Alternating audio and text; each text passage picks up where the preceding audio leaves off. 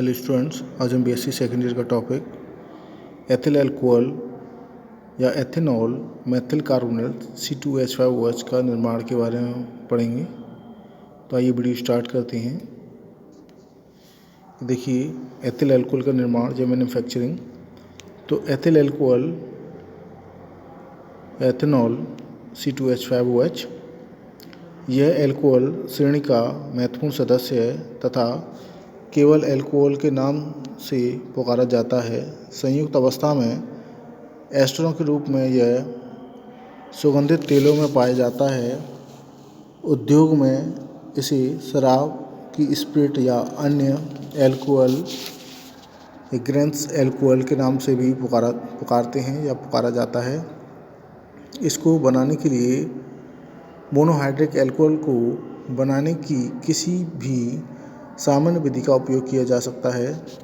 तो देखिए, निर्माण या मैन्युफैक्चरिंग नंबर 1 देखिए, इसमें एथिलीन से पेट्रोलियम के भंजन से प्राप्त होने वाली एथिलीन को सांद्र सल्फ्यूरिक अम्ल में वायुमंडलीय दाब तथा 70 से 80 डिग्री सेल्सियस पर प्रवाहित करने पर एथिल हाइड्रोजन सल्फेट और डाई एथिल सल्फेट का मिश्रण प्राप्त होता है।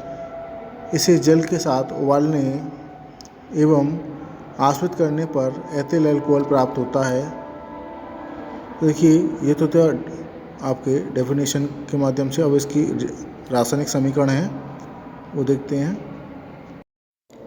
तो देखिए, आपकी C2H4 प्लस H2S4 सल्फ्यूरिक अम्ल के साथ क्रिया कराते हैं 70 से 80 डिग्री सेल्सियस पर 10 वायुमंडलीय दाब पर, तो C2H5HSO4 बनता है। फिर इसके बाद C2H5HSO4 को फिर सल्फ्यूरिक अम्ल के साथ क्रिया कराते हैं 70 से 80 डिग्री सेल्सियस पर 10 वायुमंडलीय दाब पर, तो आपका C2H5 का whole twice SO4 diethyl sulphate बनता है। C2H5HSO4 को जल के साथ क्रिया कराते हैं तो आपका एथिल अल्कोहल C2H5OH प्राप्त होता है, साथ में सल्फ्यूरिक अम्ल प्राप्त होता है। C2H5 का होल ट्वाइस SO4 को जल के साथ क्रिया कराते हैं तो आपके एथिल अल्कोहल और सल्फ्यूरिक अम्ल प्राप्त होता है। तो ये तो है इसका रासायनिक समीकरण या अभिक्रिया है। इस क्रिया में कुछ ईथर भी बनता है। अमेरिका में आजकल अधिकांश अल्कोहल को इसी विधि द्वारा प्राप्त किया जाता है। इसके बाद नेक्स्ट विधि है एसिटिलीन से। एसिटिलीन से जब 1% मर्क्यूरिक उत्प्रेरक युक्त तनु H2SO4 42% से 60 डिग्री सेल्सियस ताप पर एसिटिलीन गैस प्रवाहित की जाती है तो एसेटेल्डिहाइड बनता है। इसका अपचयन करने पर एथेनॉल प्राप्त होता है। तो देखिए, आपका CH प्लस जल के साथ क्रिया करा रहे हैं 60 डिग्री सेल्सियस पर तनु H2SO4 की उपस्थिति में और मरकरी सल्फेट में, तो आपको एसिटिल्डिहाइड CH3CHO बनता है। इसके बाद एसिटिल्डिहाइड को निकेल की उपस्थिति में उत्प्रेरक की उपस्थिति में 140 डिग्री सेल्सियस पर क्रिया कराते हैं तो CH3CH2OH एथिल अल्कोहल प्राप्त होता है। ये तो थी आपकी एसिटिलीन से एथिल अल्कोहल का निर्माण। इसके बाद है आपका नेक्स्ट किंडोन के द्वारा एथिल अल्कोहल का निर्माण। निम्नलिखित पदार्थों से किंडोन के द्वारा अल्कोहल का निर्माण किया जाता है, जिसमें नंबर 1 शक्कर युक्त पदार्थों से जैसे सीरा, नंबर 2 स्टार्च युक्त पदार्थों से जैसे आलू, चावल, मक्का, जौ और गेहूँ इत्यादि। तो नंबर 1 देखिए, सीरे से अल्कोहल बनाना। तो सीरा गहरे भूरे रंग का गाढ़ द्रव होता है जो चीनी के कारखानों में गन्ने के रस से शक्कर, चीनी के क्रिस्टल पृथक्करण करके बाद शेष बचता है। इसमें लगभग 50% शक्कर, सुक्रोज, ग्लूकोज और फ्रक्टोज होता है। चीनी के कारखानों में यह एक व्यर्थ या अपशिष्ट पदार्थ है जिससे और चीनी प्राप्त नहीं की जा सकती है। इससे ईस्ट की उपस्थिति में किंडोन के द्वारा अल्कोहल निम्नलिखित पदों में प्राप्त किया जाता है। इसमें नंबर 1 है बॉस का बनना, सांद्र विलयन किण्वन के लिए अनुपयुक्त होता है, इसलिए शीरे के विलयन में इतना जल मिलाया जाता है कि इसमें शर्करा का सांद्रण घटकर 8 से 10% हो जाए। इसमें कुछ मात्रा तनु सल्फ्यूरिक अम्ल की डाली जाती है। यह अनावश्यक जीवाणुओं को नष्ट करता है। यदि जीवाणु नष्ट नहीं किए जाएंगे तो लैक्टिक और एसिटिक अम्ल भी बन जाएगा। इस विलयन में कुछ मात्रा अमोनियम सल्फेट और अमोनियम फास्फेट की डाली जाती है, जो ईस्ट किण्वन के लिए आहार का कार्य करती है।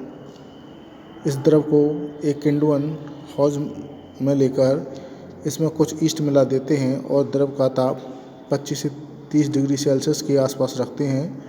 ईस्ट में उपस्थित इन्वर्टेंस और जाइमेज एंजाइम्स अपनी क्रियाओं द्वारा शर्करा विलयन को एल्कोहल में परिवर्तित कर देता है। तो देखिए रासायनिक समीकरण दे रखा है आपका, सुक्रोज चीनी C12H12O11 plus H2O invertase east की उपस्थिति में क्रिया करा रहे हैं, तो आपके ग्लूकोज और फ्रक्टोज C6H12O6 प्लस C6H12O6 प्राप्त होता है। इसके बाद आपके ग्लूकोज को जाइमेज ईस्ट के द्वारा क्रिया कराते हैं, तो आपका C2H5OH एथेनॉल या आपके एथिल अल्कोहल प्राप्त होता है और साथ में कार्बन डाइऑक्साइड गैस निकलती है। संपूर्ण क्रिया लगभग 2 से 3 दिन में पूरी होती है। उस समय कार्बन डाइऑक्साइड गैस का निकलना बंद हो जाता है। ईस्ट को छानकर दूर कर दिया जाता है। छनित को बाष्प या पोर्ट कहते हैं। इसमें लगभग 10% एथेनॉल होता है। वॉश में 6 से 10% एथेनॉल, 3 से 5% ग्लिसरॉल, उच्चतर अल्कोहल, फ्यूजेल तेल, एसिटिल्डिहाइड और पोटेशियम हाइड्रोजन टार्टरेट होता है। इसके बाद है नंबर 2 वॉश का आसवन।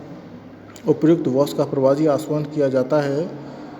यह आसवन एक विशेष प्रकार के भभके में किया जाता है, जिसे कॉफ़ी भभका कहते हैं। प्रवाजी आसवन पर 20% एल्कोहल प्राप्त होता है। नंबर 3 परिशोधन। इसमें 20% एल्कोहल का प्रवाजी आसवन करने पर निम्नलिखित प्रवाज प्राप्त होते हैं। प्रथम प्रवाज, इसमें एसिटिल्डिहाइड जैसे कम क्वथनांक वाले पदार्थ होते हैं। द्वितीय प्रवाज, इसमें 93 से 95% एल्कोहल एथिल अल्कोहल होता है, जिसे परिशोधित स्पिरिट कहते हैं। नंबर 7 अंतिम प्रवाज, इसमें जल तथा फ्यूजेल तेल होता है। फ्यूजेल तेल n propyl, n butyl, n amyl, iso amyl तथा घूर्णक एमिल एल्कोहलों का मिश्रण होता है। नंबर 2 स्टार्च से एल्कोहल बनाना। ये तो था आपका शीरे से एल्कोहल बनाना। नंबर 2 है स्टार्च से एल्कोहल बनाना। तो स्टार्च में प्रमुख स्रोत आलू, मक्का, चावल और गेहूँ हैं। इनमें एल्कोहल प्राप्त करने के लिए पहले इसे माल्टो शर्करा में परिवर्तित करते हैं और फिर शर्करा का एल्कोहल किण्वन करके एल्कोहल प्राप्त करते हैं। इन दोनों मुख्य पदार्थों का वर्णन नीचे दिया गया है। नंबर 1 शर्करीकरण। आपके स्टार्च का माल्टो शर्करा में परिवर्तन निम्नलिखित पदों में होता है। नंबर 1 माल्ट बनाना। जौ को जल में भिगोकर 15 डिग्री सेल्सियस ताप पर अंधेरे कमरे में अंकुरित होने देते हैं। अंकुरित होने के बाद ताप बढ़ाकर 60 डिग्री सेल्सियस कर दिया जाता है, जिससे कि और अधिक अंकुरण न हो सके। अंकुरित जौ को माल्ट कहते हैं। इसमें डायस्टेट्स एंजाइम्स उपस्थित रहता है। इन्हें जल के साथ कुचलकर छान लेते हैं। छने हुए द्रव को माल्ट निष्कर्ष कहते हैं। नंबर 3 आपके मैश बनाना। स्टार्च युक्त पदार्थ जैसे आलू, चावल, मक्का को कुचलकर अतितप्त भाग में गर्म किया जाता है। ऐसा करने से इन पदार्थों की कोशिकाएं भित्ति सेल वॉल फट जाती है और स्टार्च के दाने बाहर निकलकर जल के साथ मिलकर एक लई जैसा पदार्थ बना लेते हैं। इसे मैश कहते हैं। नंबर 3 जल अपघटन। मैश को 50 से 60 डिग्री सेल्सियस तक गर्म करके इसमें माल्ट निष्कर्ष मिलाकर रख देते हैं। साल्ट निष्कर्ष में उपस्थित डायस्टेट्स एंजाइम्स स्टार्च को जल अपघटन द्वारा माल्टोज में परिवर्तित कर देता है। यह क्रिया लगभग आधे घंटे में पूरी होती है। तो स्टार्च C6H10H5 का होल N डाई स्टेट 50 से 60 डिग्री सेल्सियस माल्ट निष्कर्ष तो आपके CN12H22O11 माल्टोज आपको प्राप्त होता है। इसके बाद है आपका एल्कोहलिक इंडवन। उपयुक्त विलयन को 30 डिग्री सेल्सियस तक ठंडा करके इसमें ईस्ट मिला देते हैं और रख देते हैं। एल्कोहलिक इंडवन की क्रिया प्रारंभ हो जाती है और ईस्ट में उपस्थित एंजाइम्स माल्टोज को एथिल एल्कोहल का लगभग 3 दिन में परिवर्तित कर देते हैं। रिएक्शन देखिए, आपके माल्टोज C12H22O11 को जल के साथ क्रिया कराते हैं। माल्टोज की उपस्थिति में 30 डिग्री सेल्सियस पर ईस्ट भी इसमें उपस्थित होता है तो आपका C6H12O6 ग्लूकोज बनता है। C6H12O6 जाइमीज ईस्ट की उपस्थिति में तो आपका एथिल एल्कोहल C2H5OH बनता है, साथ में कार्बन डाइऑक्साइड गैस निकलती है। इस क्रिया से प्राप्त होने वाले द्रव में लगभग 90% एल्कोहल होता है। इससे परिशोधित स्पिरिट प्राप्त करने के लिए इसका आसवन तथा शोधन पहले बताई गई विधि के अनुसार करते हैं। तो टॉपिक यहीं तक फिनिश होता है।